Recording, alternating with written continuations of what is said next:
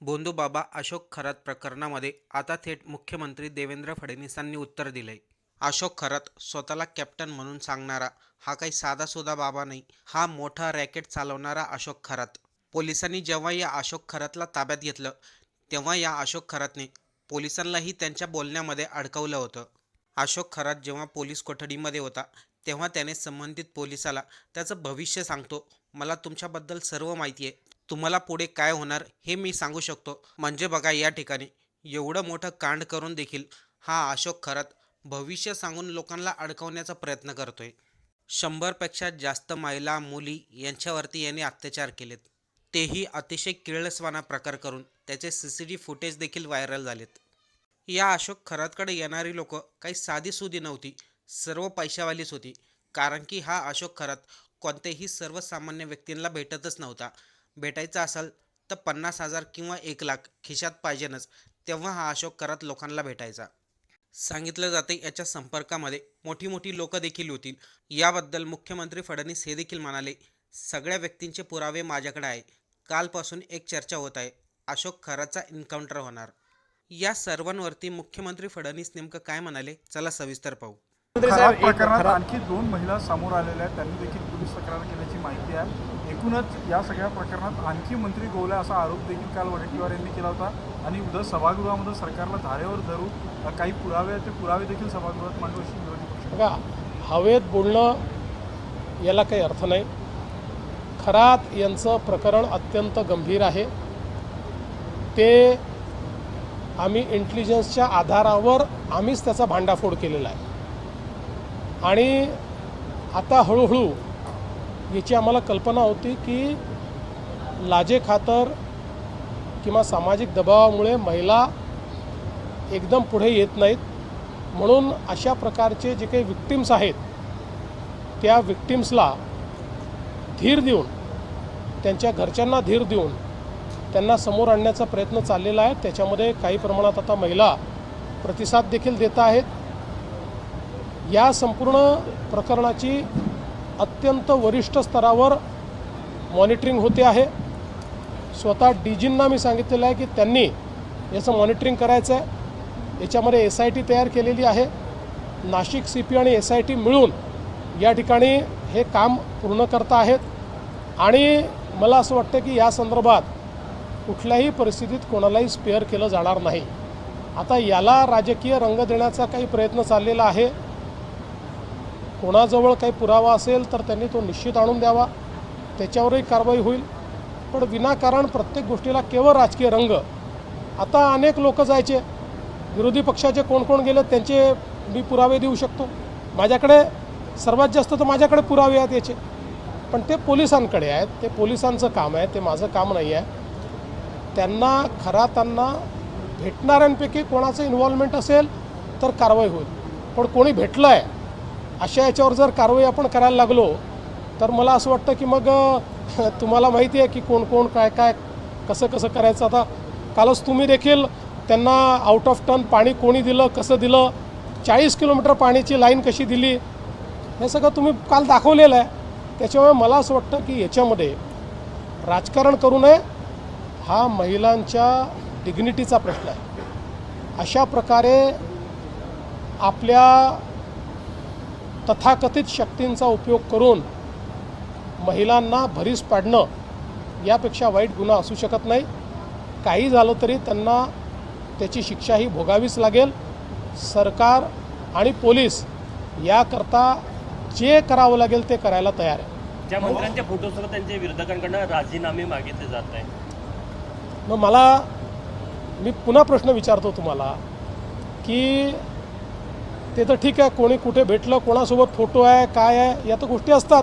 कोणी कोणासोबत फोटो असू शकतो. पण ज्यांनी मंत्रिमंडळाची विशेष बैठक बोलवून 40 किलोमीटर दुरून त्यांना पाणी दिलं त्यांना काय शिक्षा द्यायची? आणि मंत्र्यांबद्दल बोलणारे त्यांच्याबद्दल का चूप आहेत? तिथे तोंडाला कुलूप का लागतं आहे? सिलेक्टिव्ह का बोलत आहे? त्यामुळे काहींना केवळ राजकारण आम्हाला राजकारणात इंटरेस्ट नाही आहे. आम्हाला महिलांच्या डिग्निटीमध्ये इंटरेस्ट आहे. आम्हाला ज्या महिलांच्या सोबत त्यांनी दुर्व्यवहार केला आहे त्या प्रत्येक महिलेला न्याय दिल्याशिवाय आम्ही शांत बसणार नाही. पाणी देण्याच्या निर्णयाची चौकशी होईल का? पाणी देण्याच्या निर्णयाची चौकशी होईल का? चौकशी बघा, आता चौकशी ते पाणी देण्याचे निर्णय वगैरे याची चौकशी करायची ते पाहू. पहिल्यांदा चौकशी महिलांच्या संदर्भात होती. हो, यामध्येच सरकारी अधिकाऱ्यांचे सुद्धा नावं येताना दिसते. खरातच्या पत्नीसोबत पांडे नावाचे जो अधिकारी आहे याने आर्थिक व्यवहार झाले. नाही, जिथे असे आर्थिक व्यवहार असतील तिथे चौकशी केली जाईल.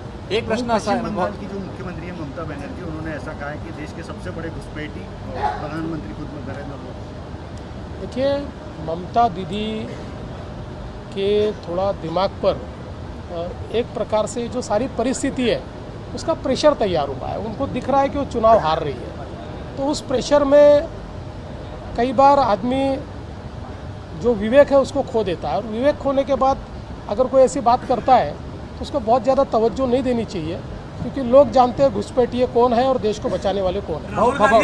एक प्रश्न असा, संघ मुख्यालयात मोर्चा काढला जाता. उद्या संघ मुख्यालयावर काँग्रेस आणि वंचित बहुजन आघाडीच्या वतीनं मोर्चा काढण्याचं आवाहन करण्यात आलं आहे आणि प्रकाश आंबेडकर, हर्षवर्धन सपकाळ हे तिथे येणार आहे. संघ मुख्यालयावर मोर्चा काढण्याचे आग्रही आहेत ते. सरकार कसं बघताय ते?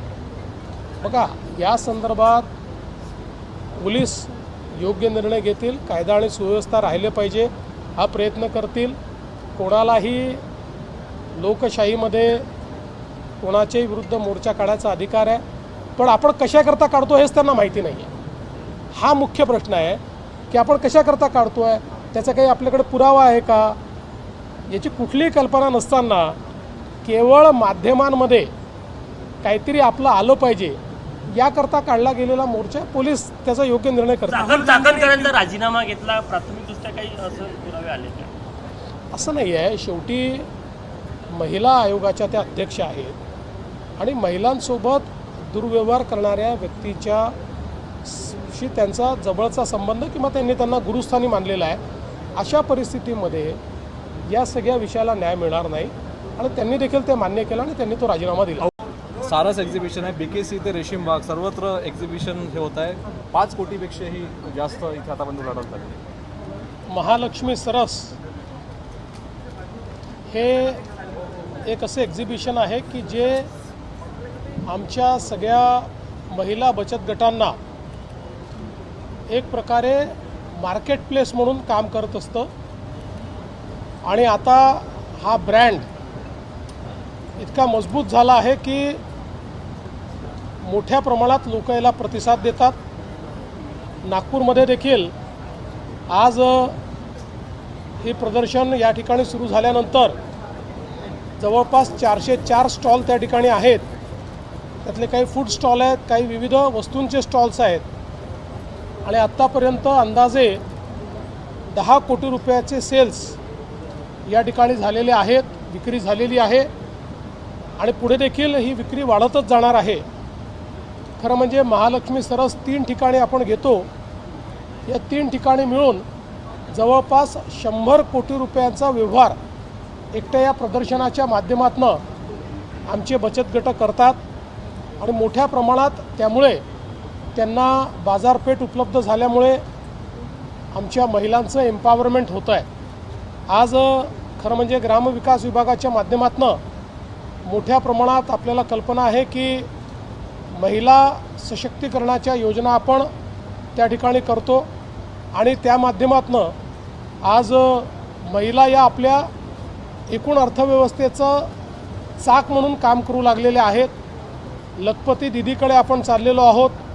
जवळपास आपल्याला कल्पना आहे की 33 लाख लखपती दिदी आपल्या झाल्या आहेत. 25 लाख यावर्षी होणार आहेत. 1 कोटी लखपती दिदी आपण करणार आहोत आणि त्या माध्यमातून अतिशय उत्तम अशा प्रकारचे काम या ठिकाणी होणार आहे. आज आपण हा देखील निर्णय केलेला आहे की आता 12 जिल्ह्यांमध्ये उमेद मॉल आपण तयार करतो आहोत. कारण या प्रदर्शनीचा जो काही अनुभव आहे त्या अनुभवाच्या आधारावर परमनंट मार्केट प्लेस, एक कायम बाजारपेठ आपल्या महिलांना आणि बचत गटांना मिळाली पाहिजे म्हणून पहिल्या टप्प्यामध्ये 12 जिल्ह्यांमध्ये उमेद मॉल याचं काम आपण सुरू करतो आहोत.